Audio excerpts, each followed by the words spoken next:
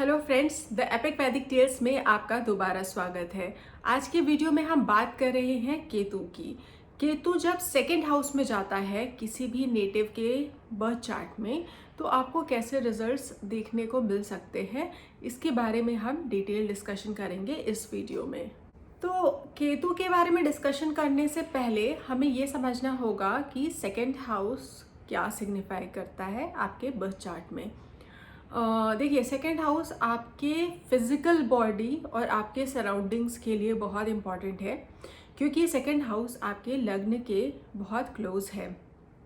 आपके चार्ट में जो आपका लग्न होता है या आपका लग्नेश होता है, वो कहीं ना कहीं पूरे चार्ट को गवर्न करता है। और इस बर्थ में आपका जो फिजिकल फॉर्म है, फिजिकल बॉडी है, आपकी आइडेंटिटी है, उसको भी कहीं ना कहीं फर्स्ट हाउस से देखा जाता है। तो फर्स्ट हाउस के जो भी प्लैनेट्स बहुत क्लोज होते हैं, स्पेशली जो हमारा हम जब मूव करते हैं फर्स्ट हाउस से, तो सेकंड हाउस हम क्लॉकवाइज मूव करके हाउसेस को देखते हैं। तो सेकंड हाउस देखा जाए, अगर उस तरीके से हम देखते हैं, तो सेकंड हाउस सबसे क्लोज आ जाता है। आप फर्स्ट के बाद सेकंड हाउस पे जाते हैं। तो सेकंड हाउस भी आपके फिजिकल बॉडी के बारे में बहुत कुछ कहता है।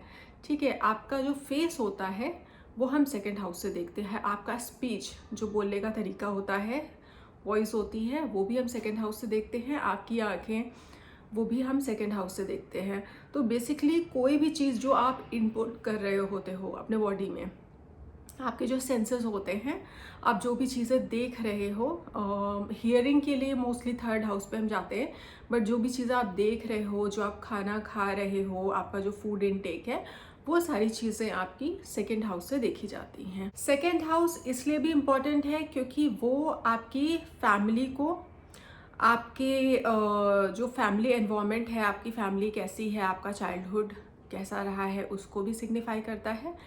और सेकेंड हाउस से आप अपना वेल्थ एक्यूमुलेशन भी देखते हैं। आपने कितना वेल्थ एक्यूमुलेट किया है, या आपके अंदर वेल्थ एक्यूमुलेट करने की, सेव करने की क्षमता कितनी है, एसेट्स आपके पास कितने हैं, ये सब चीज़ें भी हम सेकेंड हाउस से देखते हैं। सेकेंड हाउस का जो सिग्निफिकेटर होता है, जुपिटर जो होते हैं, वो सेकेंड हाउस के नेचुरल सिग्निफिकेटर हैं। और अगर जुपिटर आपके चार्ट में बहुत स्ट्रॉन्ग है, तो कहीं ना कहीं उससे आपके सेकेंड हाउस को बहुत स्ट्रेंथ मिलती है। जुपिटर वेल्थ और प्रॉस्पेरिटी के कारक भी हैं, इसीलिए अगर किसी के चार्ट में जुपिटर स्ट्रॉन्ग होता है, तो कहीं ना कहीं आप मान के चलते हो कि उस चार्ट में गुरु की कृपा है, ब्लेसिंग है। तो जुपिटर की ब्लेसिंग अपने आप में किसी भी चार्ट के लिए बहुत इंपॉर्टेंट हो जाती है। बहुत से नेगेटिव योग ऑटोमेटिकली कैंसिल हो जाते हैं अगर आपका जुपिटर चार्ट में अच्छा है, क्योंकि वो एक डिवाइन ब्लेसिंग है। ठीक है, और जुपिटर का सेकेंड हाउस से लिंक किया जाना ये शो करता है कि कहीं ना कहीं आपके चार्ट में सेकेंड हाउस भी एक ब्लेसिंग की तरह है, क्योंकि आपके लाइफ में वो सारी चीज़ें जो आपके कंफर्ट के लिए ज़रूरी हैं, वो सेकेंड हाउस से देखी जाती हैं। ठीक है, आपको वेल्थ चाहिए, आपको फैमिली सपोर्ट चाहिए, आपकी स्पीच, आपका जो एसेट्स है आपके पास, आपकी जो क्वालिटीज़ हैं जो आपके पास इनहेरेंटली हैं, ठीक है, वो आपकी खूबियाँ, वो सब कुछ आप सेकेंड हाउस से देखते हो। आपका अर्ली एजुकेशन भी आप सेकेंड हाउस से देख सकते हो। आपकी फैमिली वैल्यूज़ आप सेकेंड हाउस से देख सकते हो। तो एक तो हमें जब सेकेंड हाउस को जज कर रहे होते हैं, तो जुपिटर की स्ट्रेंथ देखनी चाहिए, जुपिटर का प्लेसमेंट देखना चाहिए। और दूसरा वीनस, जो कालपुरुष कुंडली है, उसमें वीनस यानी शुक्र सेकेंड हाउस के रूलर हैं। और आपके चार्ट में जब भी आपको लग्जरीज देखनी होती हैं कि आपको कितनी लग्जरी मिलेगी लाइफ में, कितना कंफर्ट, कितना सुकून मिलेगा, तो उसके लिए भी वीनस का प्लेसमेंट और स्ट्रेंथ देखना पड़ता है। अब जब आप केतु की बात करते हैं, तो केतु कैसा प्लैनेट है? देखिए, केतु एक शैडो प्लैनेट है और उसे एक मैलेफिक की तरह ही ट्रीट किया जाता है। इनफैक्ट राहु केतु वैसे तो दोनों ही मैलेफिक हैं, बट राहु कहीं ना कहीं आपके मटेरियल बेनिफिट्स के लिए अच्छा माना जाता है आजकल के टाइम में स्पेशली। बट केतु को कहीं ना कहीं स्पिरिचुअलिटी, मोक्ष, डिटैचमेंट के साथ जोड़ा जाता है, बट उसका नेचर मेलेफिक है। वो जो भी चीज़ें आपके लाइफ में लाता है, that does not come easily. ठीक है, वो आपके लाइफ में ब्लॉकेजेस, ऑब्स्ट्रक्शंस क्रिएट करता है किसी भी चीज़ से आपको डिटैच करने के लिए या आइसोलेट करने के लिए। तो केतु का जो नेचर है वो कहीं ना कहीं जुपिटर और वीनस दोनों के नेचर से काफ़ी डिफरेंट है। सेकेंड हाउस में जब केतु जाता है तो ये केतु के लिए एक ईजी डोमेन नहीं है।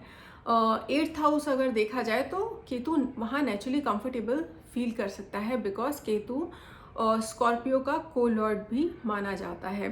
तो जो नेचुरल क्वालिटीज़ हैं केतु की वो यहाँ पर मैनिफेस्ट नहीं हो पाती हैं, क्योंकि सेकंड हाउस में जाकर केतु क्या रूल कर रहा है, वो आपकी स्पीच रूल कर रहा है, वो आपके एसेट्स को रूल कर रहा है, आप कितना वेल्थ एक्यूमुलेट करते हो, आपकी फैमिली वैल्यूज़ को रूल करता है। ठीक है, तो अभी केतु सेकंड हाउस में जाएगा तो आपको किस तरह के रिजल्ट्स देगा। केतु सेकंड हाउस में दो तरीके से रिजल्ट्स देता है नेटिव के चार्ट में, ऐसा मैंने जनरली नोटिस किया है। जब आपका केतु वहाँ बेनिफिक होता है, पहले तो वो जब केतु सेकंड हाउस में गया तो इतना मान के चलिए कि पैसा टिकना और आप पैसा सेव कर पाओ ये आपके लिए बहुत डिफ़िकल्ट होगा, चाहे केतु अच्छा है या बुरा।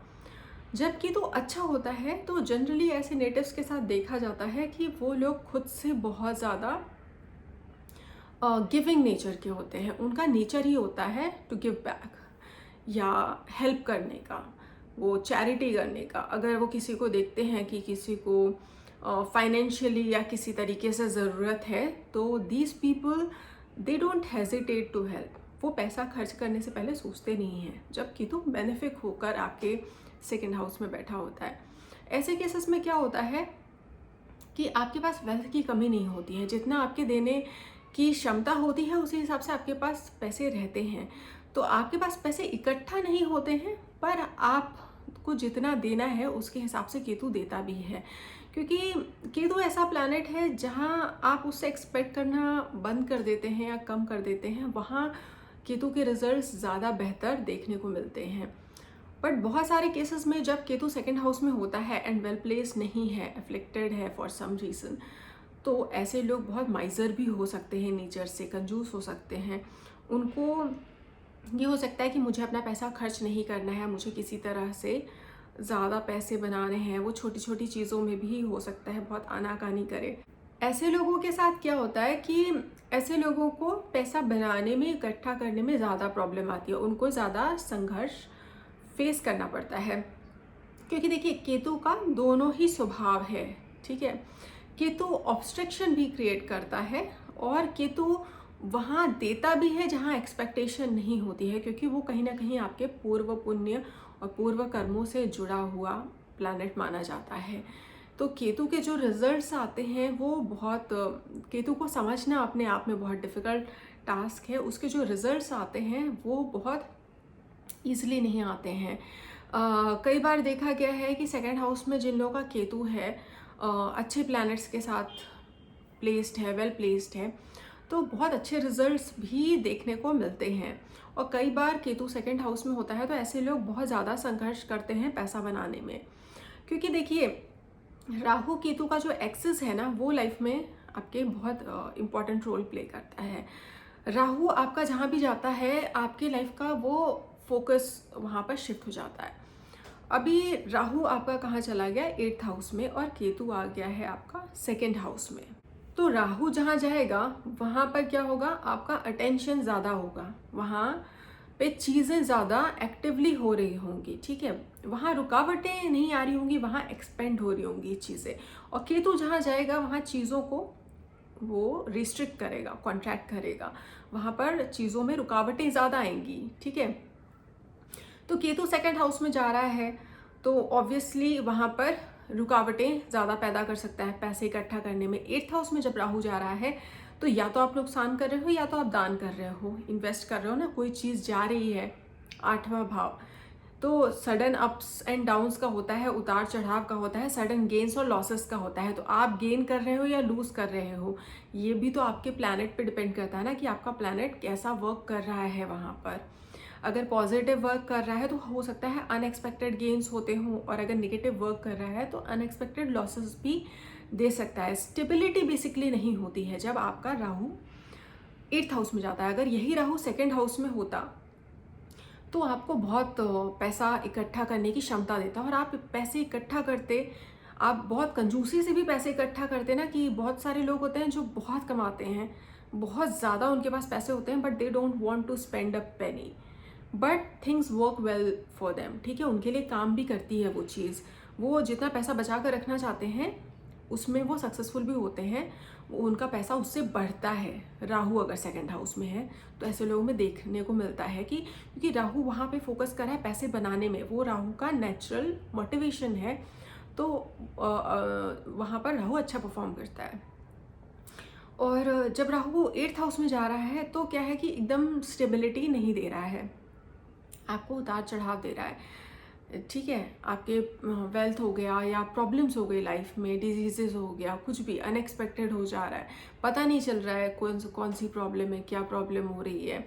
ट्रैवलिंग आपकी बढ़ा देगा। राहु केतु का एक्सेस, चाहे राहु सेकंड में हो केतु 8th में, या केतु सेकंड में हो राहु 8th में, जनरली देखा गया है ऐसे लोगों को सर्टेन दशा में फॉरेन ट्रैवल करने को भी मिलता है, ट्रैवलिंग के योग बनते हैं, बिकॉज जो आपका 8th हाउस है वो आपका बदलाव का हाउस है। वहाँ पर जब भी, और राहु केतु का नेचर कैसा है कि ये प्लैनेट्स फॉरेन चीज़ों को, फॉरेन एलिमेंट्स को ज़्यादा शो करते हैं। इस वजह से जब भी इस एक्सेस पर राहु केतु होता है तो आपका चांसेस बढ़ जाते हैं ट्रैवलिंग के भी, घर से दूर जाने के भी। स्पेशली अगर केतु सेकंड हाउस में है, बहुत बार देखा गया है कि ऐसे लोगों का फैमिली से थोड़ा डिटैचमेंट होता है। इट्स नॉट कि वो लोग अपने फैमिली से प्यार ही नहीं करते होंगे, बट कई बार ऐसा होता है कि केतु जब सेकंड हाउस में होता है तो वहाँ आपको बहुत फैमिली पर अटेंशन देने नहीं देता है। समटाइम्स नेचुरली होगा कि हाँ, आपको अपने फैमिली से लगाव कम हो गया है या आप खुद से ही दूर जाना चाहते हो। Sometimes because of situations, circumstances ऐसे होंगे कि किसी न किसी रीज़न से you are not able to pay good attention to your family, assets, all that. In fact आपका राहु 8th हाउस में जा रहा है। 8th हाउस आपके पार्टनर के साथ जो आपके जॉइंट एसेट्स हैं, और आपके पार्टनर की जो फैमिली है यानी आपके इन लॉज हैं, उनको भी 8th हाउस से देखा जाता है। तो अगर राहु 8th हाउस में प्लेस्ड है तो कुछ केसेस में ऐसा भी होता है कि आपके इन लॉज को लेकर आपका ऑब्सेशन ज़्यादा होता है, मतलब आप अपने इन लॉज पर ज़्यादा एफर्ट पे करते हो, या शादी के बाद हो सकता है जो आपकी नई फैमिली है आप उसे अपनी फैमिली से भी ज़्यादा केयर देते हो, कंसर्न देते हो, टाइम देते हो, ये भी पॉसिबिलिटी है। या कई बार ऐसा होगा कि बिकॉज अगर राहु पॉजिटिव है तो शादी हुई और शादी के बाद आपके एसेट्स अचानक से इंक्रीज हो गए, आपको बहुत वेल्थ गेन हुआ, बिकॉज आपका जो जॉइंट एसेट है वहाँ पर राहु बैठा हुआ है। तो खुद के एसेट्स आपके बहुत ज़्यादा नहीं है, केतु सेकंड हाउस, आप खुद का जो वेल्थ एक्यूमुलेट करना है वहाँ पर आप उतना वर्क नहीं कर पा रहे हो, उतना वेल्थ एक्यूमुलेट नहीं कर पा रहे हो। बट शादी के बाद ऐसा हो रहा है कि आपको हस्बैंड के थ्रू या वाइफ के थ्रू आपको बहुत ज़्यादा प्रॉस्पेरिटी या गेन मिल रहा है। जब आप अपने हस्बैंड या वाइफ के साथ मिलकर कोई चीज़ स्टार्ट कर रहे हो, या जो आपके जॉइंट एसेट्स हैं उनमें आपको बहुत वृद्धि देखने को मिलती है, तो ये भी चीज़ हो सकती है। जिनका राहु सेकंड में होता है अक्सर करके उनका खुद का जो एक्यूमुलेटेड वेल्थ होता है वो बहुत अच्छा होता है, वो लोग खुद के एफर्ट से बहुत चीज़ें बनाते हैं। केतु सेकंड हाउस में जाता है, कई बार ऐसे लोगों को खुद से पैसे अर्न करना, खुद से पैसे कमाना बहुत डिफिकल्ट होता है। और कई बार ऐसा भी होता है कि केतु सेकंड हाउस में है तो ऐसे लोग बहुत, उनके लिए ज़रूरी होता है कि नहीं मुझे अपना पैसा कमाना है। उनके पास मतलब ऐसा भी हो सकता है कि उनके पास फैमिली वेल्थ अच्छा हो, या कहीं और से सोर्सेस, किसी और सोर्स से मनी आ रहा है, ठीक है,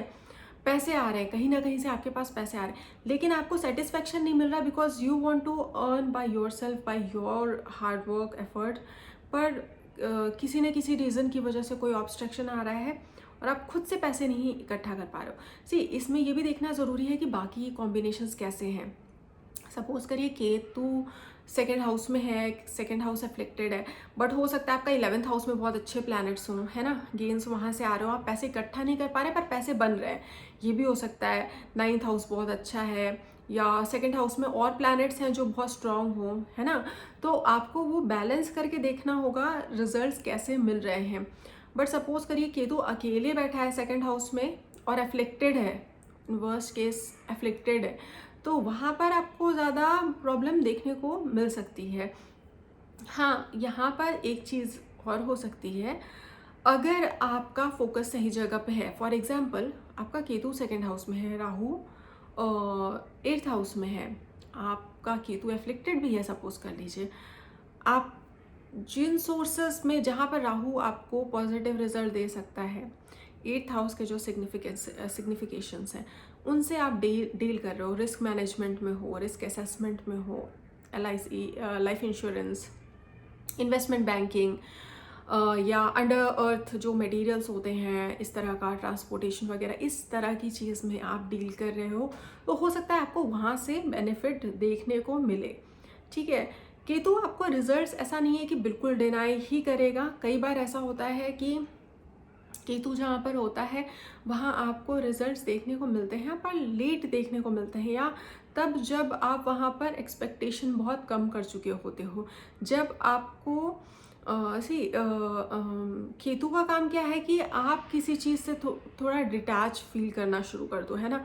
आपका वहाँ पर एक्सपेक्टेशन काफ़ी कम हो जाए, झुकाव ना रहे, तो आप दूसरी जगह पे फोकस करो। यानी सेकंड में केतु है तो आप एट पे फोकस करो। अगर आप वो कर पा रहे हो और आपको बहुत ज़्यादा खुद से इच्छा नहीं है कि हाँ मुझे वेल्थ एक्यूमुलेट करके ही रखना है, या मेरे बैंक में इतना बैलेंस होना ही चाहिए, अगर इस पर आपका फोकस नहीं है, तो ऐसा भी हो सकता है कि अनएक्सपेक्टेड सोर्सेस से आपके लाइफ में पैसे आते रहें, केतु वहाँ पर आपको दूसरे तरीके से रिजल्ट्स दे, ये भी पॉसिबिलिटी है। अभी एक और चीज़ क्या ध्यान देने वाली है कि केतु का नेचर थोड़ा मार्स की तरह है, और केतु आपके सेकंड हाउस में जा रहा है। ठीक है, तो आपको अपने खाने पीने पर भी बहुत ध्यान देना चाहिए, किस तरह का आपका फूड इनटेक है। ओवर स्पाइसी हॉट फूड या इस तरह का खाना जो आपको डाइजेशन में इशू दे सकता है ना। आपको chronic problems, because eighth house is chronic diseases, तो आपको क्रॉनिक प्रॉब्लम्स दे सकता है। इस तरह के खाने को अवॉइड करना चाहिए। और केतु अगर सेकंड हाउस में है तो आपको अपने स्पीच पर भी थोड़ा वर्क करना चाहिए। केतु अगर बहुत अफेक्टेड है तो कई बार लोगों को बोलने में, एक्सप्रेस करने में प्रॉब्लम हो सकती है।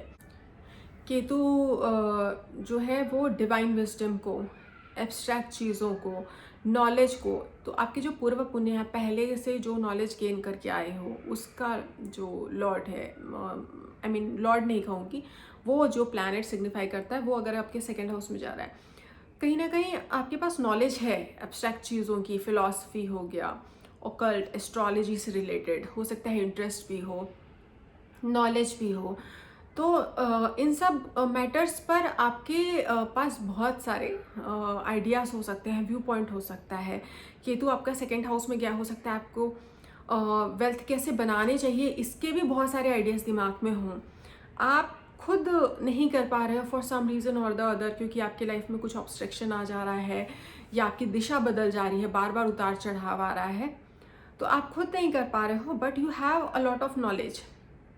ठीक है, तो जब केतु सेकंड हाउस में हो तो ऐसे लोगों को बार बार नहीं बोलना चाहिए, मतलब लगातार नहीं कि हाँ हमको किसी से डिबेट करना है या लड़ना है। आई मीन राहु का जो स्वभाव होता है ना, वो होता है थोड़ा इसका बोलने का, डिप्लोमेसी, और जहाँ पर आप एक्सप्रेसिव होते हो। केतु एक्सप्रेसिव नहीं है।